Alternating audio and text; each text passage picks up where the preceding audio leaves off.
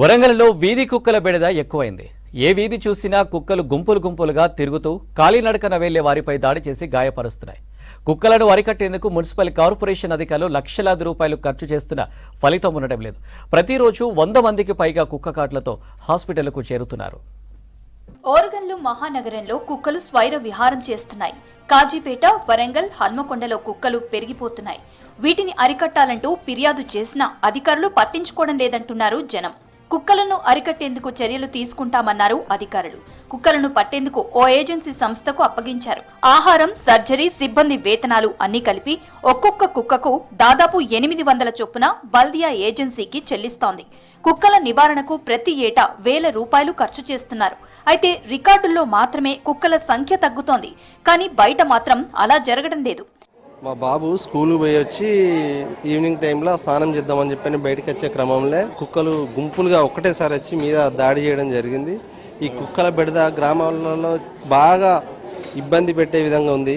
ఈ అధికారులు వారికి చెప్పిన కూడా మా పైనుండి ఇన్స్ట్రక్షన్ లేవు, మేమేం చేయాలి అనే పరిస్థితులు ఉన్నారు. దయచేసి అధికారులు ఈ కుక్కలను ఈ ఇబ్బందిని నివారించవలసిందిగా మా గ్రామాల ప్రజలు చాలా ఇబ్బంది పడుతున్నారు. కావున దయచేసి ఈ కుక్కల నివారణ చాలా వరకు తగ్గించాల్సిందిగా కోరుతున్నాం. వరంగల్లో 40,000కు పైనే వీధి కుక్కలుంటాయని గ్రేటర్ వరంగల్ ప్రజారోగ్య విభాగం లెక్కలు చెప్తున్నాయి. ప్రతి వీధిలో కుక్కలు స్వైర విహారం చేస్తున్నాయి. కర్ర సాయం లేనిదే ఇంట్లో నుంచి కాలు బయట పెట్టలేని దుస్థితి నెలకొంది. చిన్న పిల్లలు, వృద్ధులు, మహిళలపై దాడి చేసి గాయపరుస్తున్నాయంటున్నారు జనం. లేబర్ పని వచ్చినప్పుడు అక్కడ కుక్కలున్నాయి. ఇక్కడ పిహెచ్ ఆఫీస్ మన లావణ్య హాస్పిటల్ బ్యాక్ సైడ్ ఆడ 4-5 కుక్కలు ఉన్నాయి. వీళ్ళు చూసుకోలేదు. మా ఊళ్ళో లేబర్ సంచులు పట్టుకుని వెళ్తున్నారు. వెనకాల వీళ్ళు ఏమలే వచ్చింది వెనకంచి అందుకు కరిసింది. అతను కరిచేసి ఉరికేసింది. అది ఆడ 4-5 కుక్కలు డైలీ వస్తాయి అక్కడికి. డైలీ ఉంటున్నాయి అక్కడ. అధికారులు పట్టుకొని తీసుకెళ్ళి ఇంకా నెక్స్ట్ టైం ఆ లేబర్ డైలీ వస్తారు, పని చేస్తుంటారు. మళ్ళీ రేపు అలానే జరిగితే ఇబ్బంది అవుతుంది. కానీ అధికారులు దాన్ని చూసుకొని తొందర వాటిని పట్టుకొని తీసుకెళ్తుందిగా గవర్నమెంట్. హన్మకొండలోని రెడ్డి కాలనీలో గత ఏడాది ఒకే గంట వ్యవధిలో 35 మందిపై కుక్కలు దాడి చేశాయి.